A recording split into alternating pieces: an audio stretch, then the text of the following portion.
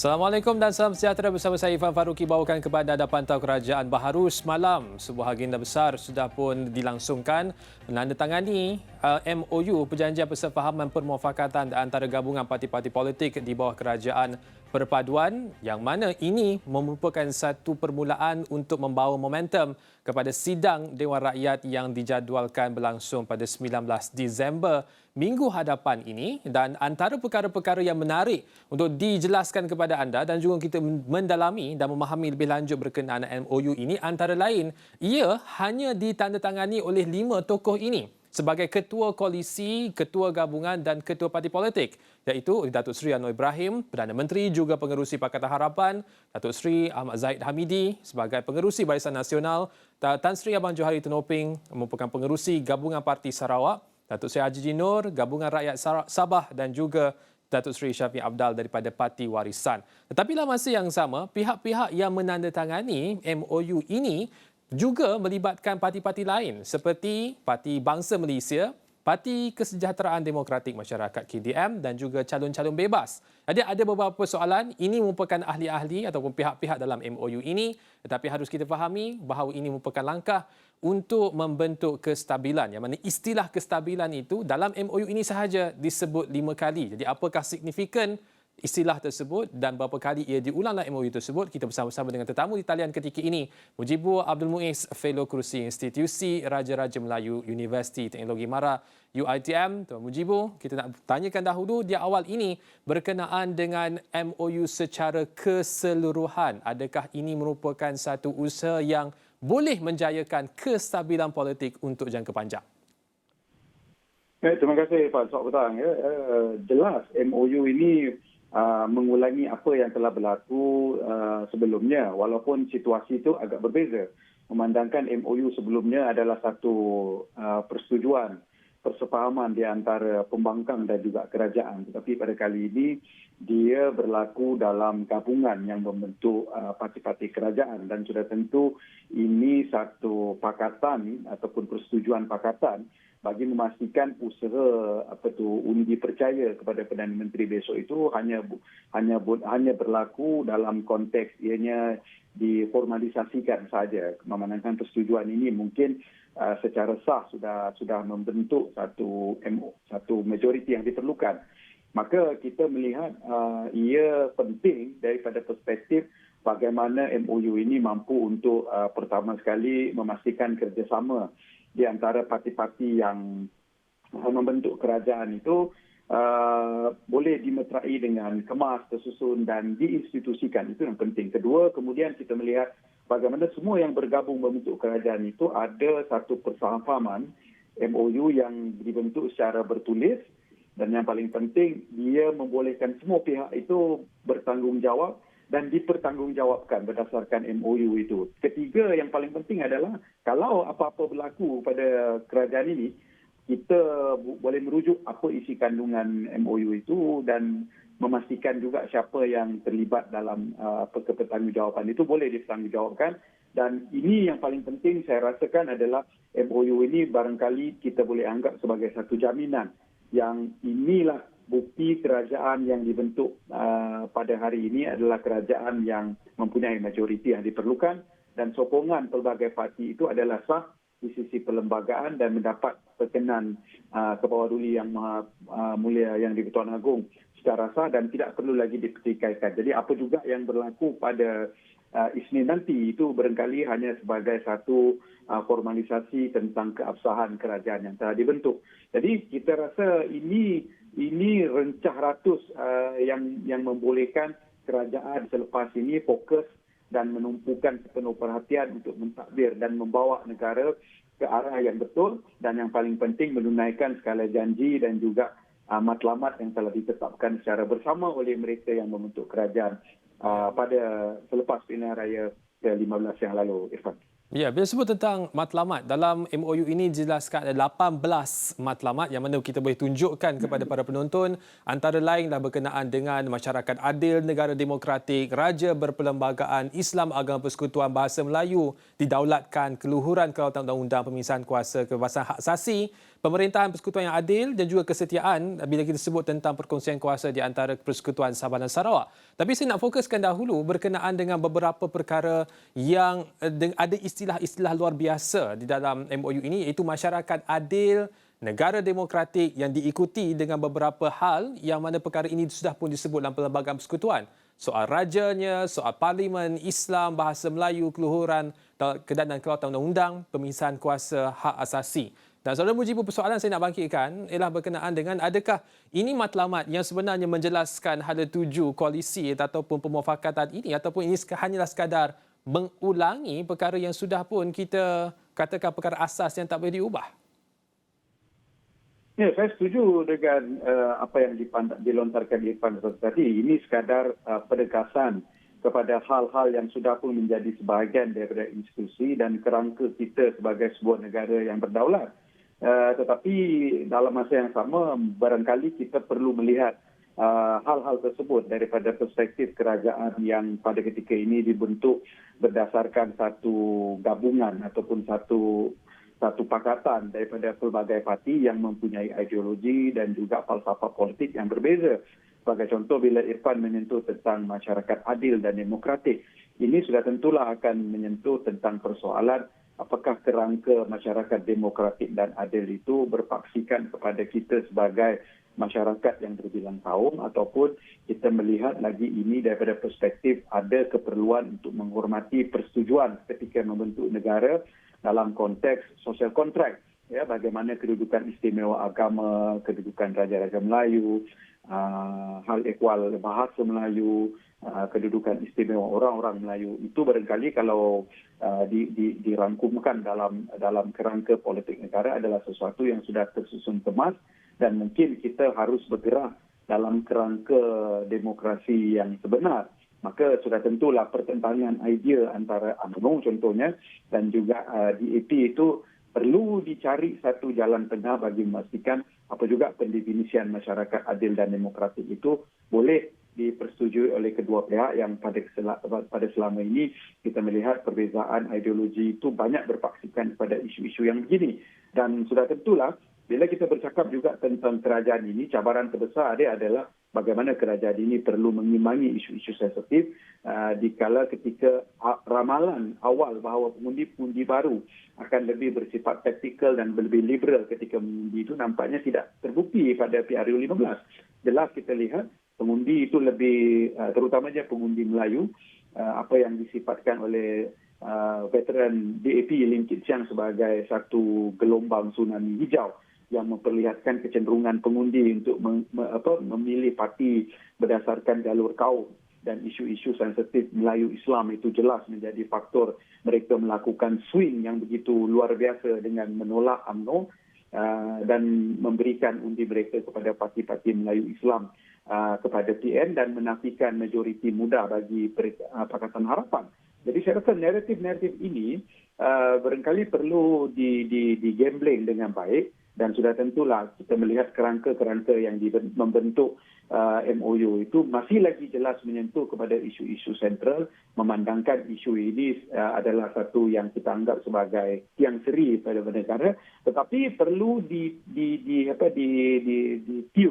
bagi memastikan kerjasama yang dibentuk berdasarkan pelbagai parti ini boleh mencari satu titik persamaan agar semua tadi itu tidak melanggar prinsip asas kepartian masing-masing, tapi dalam masa yang sama juga tidak menghalang mereka untuk meneruskan kerjasama dan membentuk satu sinergi yang baik, memandangkan ini adalah satu kerajaan perpaduan, satu kerajaan campuran yang unprecedented, yang tidak pernah berlaku pada Malaysia. Jadi kita berharap MOU ini mungkin boleh menjadi semacam kerangka bagi mereka untuk bergerak, dan kerangka ini barangkali boleh dihormati oleh semua pihak, bukan saja memastikan kita sentuh lebih jauh berkenaan dengan kerjasama dalam konteks parti-parti politik dalam MOU ini. Tapi sebelum itu, menarik bila sebut tentang bahagian pertama itu seolah-olah lebih kepada tiang seri, kepada prinsip-prinsip yang kita pegang sama ini sebagai sebuah negara. Tapi di bahagian kedua itu, daripada 1 sehingga 9 nampaknya cerita tentang benda-benda yang asasi. Tapi antara 10 sehingga ke 18, ini nampak ada banyak perkara-perkara baharu yang menggamit khususnya mereka yang muda, kerana soal ekonomi yang adil, pembelaan ekonomi, kemudahan pendidikan yang disebut secara spesifik kesihatan, perumahan, pengangkutan awam yang bermutu, jaminan hak bekerja dan upah yang adil. Termasuk juga mengiktiraf peranan wanita, potensi belia dan remaja, bukan belia sahaja tapi juga remaja, orang asal dan warisan adat, juga pembangunan mampan dan juga dasar luar yang disebut sebagai berkecuali, bebas dan aktif. Apa komen Tun Mujibu pada bahagian yang kedua ini? Ini semua isu-isu baru ini. Saya tidak melihat itu sebagai isu baru, kerana ini adalah sebahagian yang telah dimanifest di dalam manifesto parti masing-masing. Dan dasar luar itu sebagai contoh, sudah tentulah ia adalah satu kerangka dasar luar yang telah dibentuk sejak lama. Kita mengandaikan bahawa sebagai sebuah negara kecil dan membangun dasar luar, kita perlulah satu dasar luar yang progresif, yang aktif, yang hidup secara aman damai bersama dan sentiasa menekankan aspek mutual benefit. Tapi dalam list-list yang seterusnya itu, kita juga melihat kepada bagaimana janji-janji kerajaan setelah membentuk kabinet. Ya, apatah lagi ketika Datuk Seri Anwar Ibrahim berkira-kira untuk mengumumkan kabinet, di dalam satu rapat umumnya di Tambun telah menjelaskan 5 sasaran asas pada kerajaan itu, antaranya adalah kos sara hidup dan juga keterjaminan makanan, kadar upah yang bermaruah dan juga pekerjaan dan memperbaiki sosioekonomi secara umum. Kalau kita lihat daripada kerangka itu, ini jelas diperincikan dalam MOU itu, bukan saja sebagai penegasan tentang apa hala tuju kerajaan perpaduan ini kepada secara keseluruhan, tapi juga untuk memberi mereka semacam fokus tentang isu-isu yang perlu ditangani dengan tuntas, dan ini bukan sekadar menjadi sebahagian daripada MOU, tapi juga harus menjadi sebahagian daripada cara hidup kerajaan ini, dan mereka harus fokus untuk menyelesaikan perkara itu, Irfan.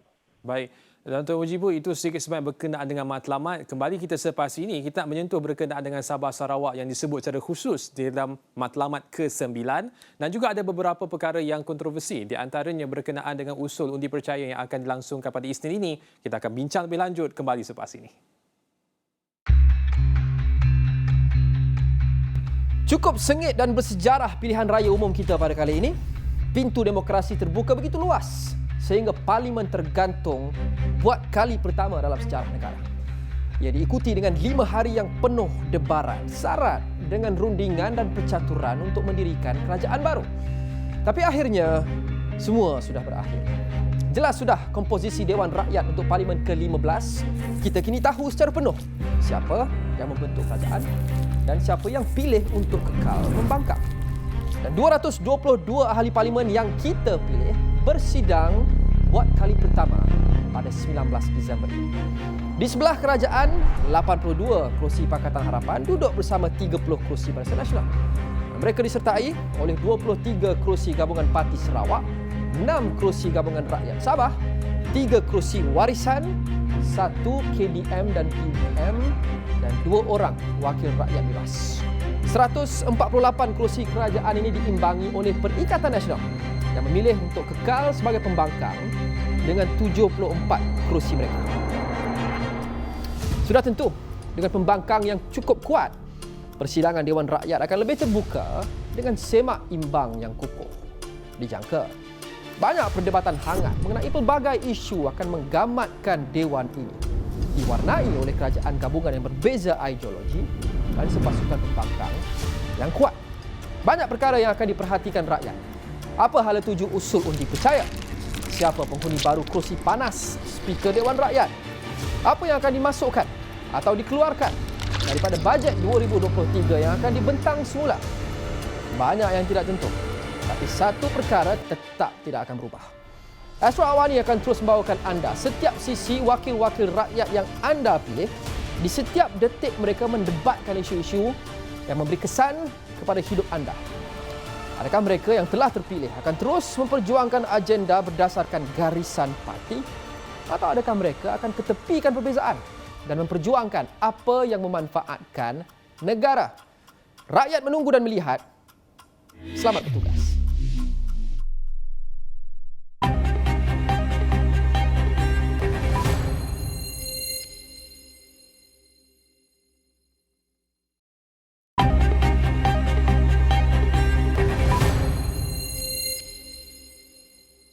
Kembali bersama kami untuk bincangkan berkenaan dengan persefahaman, perjanjian persefahaman yang sudah pun ditandatangani oleh parti-parti politik di bawah Kerajaan Perpaduan.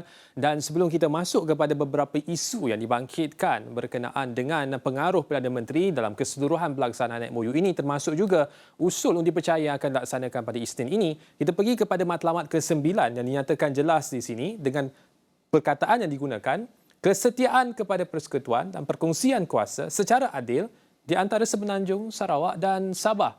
Apakah komen daripada Saudara Mujibu berkenaan dengan hal ini? Adakah ini meletakkan blok Borneo sebagai suatu blok yang kuat dengan sauh yang juga kuat untuk mengangkat isu-isu yang ingin disuarakan oleh blok Borneo ini? Kalau tengok yang menandatangani MOU semalam tu, kita nampak Borneo tu ada 3 wakil tu. Sabah ada 2. Datuk Seri Panglima Haji dan Datuk Seri Panglima Syafiq Abdal dan juga Tan Sri Abang Jo. Jadi kita boleh lihatlah bagaimana penting dan besarnya suara blok Borneo ini dalam kerajaan campuran pada ketika ini, memandangkan daripada yang mendatangi 5 tu 3 datang daripada situ. Tapi secara umum kita melihat isu-isu yang menyentuh tentang Sabah dan Sarawak ini sepatutnya tidak timbul. Kerana kalau kita menghormati prinsip MA 63, tuntutan-tuntutan itu sepatutnya sudah berlaku, kerana tanpa Sabah dan Sarawak sudah tentu tidak ada Malaysia. Ya, tetapi walau bagaimanapun kita tidaklah mahu mengungkit perkara-perkara ini memandangkan corak politik yang telah pun berubah. Maka dengan perubahan politik yang ada pada hari ini, saya rasa antara perkara yang perlu diangkat dalam konteks kerajaan campuran itu adalah tentang menghormati Persekutuan Malaysia itu sendiri, dan menghormati Persekutuan Malaysia sudah tentulah harus melayan rakan yang menubuhkan Malaysia, Sabah dan Sarawak itu secara adil dengan memenuhi tuntutan yang telah pun dipersetujui secara bersama ketika MA 63. Tapi dalam persetujuan MA 63 ini juga dia tidak boleh statik, kerana sebagai rakan perubahan-perubahan tertentu itu perlu diambil kira bagi memastikan dinamika MA 63 itu dia tidak terlampau statik dan dia boleh beradaptasi dengan apa-apa juga perkembangan semasa dan perkara-perkara yang dirasakan perlu untuk Sabah dan Sarawak. Ya, memandangkan dalam hal ini kita tidak mahu melihat isu sokongan Sabah dan Sarawak untuk kerajaan persekutuan pada ketika ini hanyalah dibalas berdasarkan satu agreement pampas memampas ataupun satu timbal balas sokongan yang mungkin sifatnya sementara dan hanya bersifat taktikal. Kita mahu melihat supaya hal-hal yang berkaitan dengan Sabah dan Sarawak ini berlaku secara kemas, sistematik dan dia berterusan walaupun siapa juga nanti yang menjadi kerajaan dan apa juga corak perubahan politik yang berlaku pada ketika itu, Sabah dan Sarawak haknya dalam persekutuan tetap terjamin dan tetap boleh dilaksanakan regardless of siapa jadi kerajaan. Ini satu perkara yang boleh bermula dengan kerajaan campuran ini memeteraikan MOU dan barangkali boleh melimpahkan menterai MOU ini dalam dan memperkemaskannya dalam perlembagaan ataupun institusi perundangan bagi memastikan dia boleh dilaksanakan tanpa perlu lagi kepada hal-hal yang begini dan dia menjadi polemik politik yang berpanjangan. Ya, itu berkenaan dengan kedudukan Sabah dan Sarawak dalam MOU ini. Menarik kerana ada 3 wakil daripada Borneo, bukan sahaja GPS tetapi GRS dan juga Warisan. 2 parti mewakili blok daripada Sabah sahaja. Dan Tuan Mujibu, kita beralih kepada persoalan seterusnya. Ini berkenaan dengan setengah klausa yang dilihat sebagai kontroversi, iaitu berkenaan dengan kedudukan ahli politik yang tidak mengikut jalur pendirian ketua parti. Tapi sebelum itu, kita dapat lihat di sini bagaimana pengaruh Perdana Menteri dalam MOU ini sangat kuat kerana jemaah bilangannya itu sudah pun ditetapkan. Jawatan kuasa pilihan khas untuk memantau jemaah menteri juga akan ditubuhkan dengan keahlian yang akan dibincangkan oleh antara ketua-ketua parti. Portfolio jemaah menteri diagihkan Perdana Menteri setelah berbincang dengan ketua-ketua parti. Keanggotaan mestilah mengikut kadar jumlah ahli parlimen setiap parti dan juga perubahan boleh dibuat oleh Perdana Menteri selepas berbincang dengan ketua-ketua parti. Dan itu yang berkenaan dengan keanggotaan dan juga keahlian dalam Kabinet, Pentadbiran dan Parlimen. Ini klausa berkenaan dengan usul percaya dan rang undang-undang perbekalan yang hangat dibicarakan hari ini, antara lain disebut Dalam hal yang pertama, menyatakan bahawa setiap parti hendaklah menyokong Perdana Menteri dalam usul-usul berkaitan dengan usul percaya, perbekalan dan apa-apa yang boleh menyebabkan ataupun memberi kesan kepada keabsahan kerajaan perpaduan. Keengganan dan kecuaian berbuat demikian boleh dianggap sebagai melanggar tugas ataupun tanggungjawab individu tersebut kepada partinya yang akhirnya boleh membawa kepada pengosongan ataupun pemberhentian mereka dari parti, seterusnya mengosongkan kerusi parlimen tersebut. Dan kerajaan perpaduan ini adalah berasaskan kepada parti politik, oleh itu prerogatif tunggal adalah pada ketua parti untuk menentukan bagaimanakah pengundian. 4 perkara ini, Saudara Mujibu, bagaimana disimpulkan? Adakah ini penguasaan ataupun masih lagi mampu menyelamatkan semangat demokrasi yang sebenar? Saya melihat ada paradoks di situ ya. Bagaimana parti boleh memecat dan meminta ahli parlimen itu mengosongkan kerusi, sedangkan akta larangan bertukar parti menyatakan dengan jelas bahawa kalau mana-mana ahli Dewan Rakyat yang dipecat oleh parti masih boleh mengekalkan kerusi parlimen mereka tanpa perlu dikenakan akta larangan melompat parti itu. Jadi ada paradoks di situ. Tapi jelas pada hal ini kita melihat bagaimana dalam isu yang berkait rapat dengan sokongan parti secara en bloc, maka kuasa presiden parti itulah yang barangkali boleh mengambil tindakan terhadap ahli parlimen masing-masing dalam menentukan sokongan kepada Perdana Menteri menerusi jalur parti mereka masing-masing itu boleh berlaku secara solid kepada Perdana Menteri.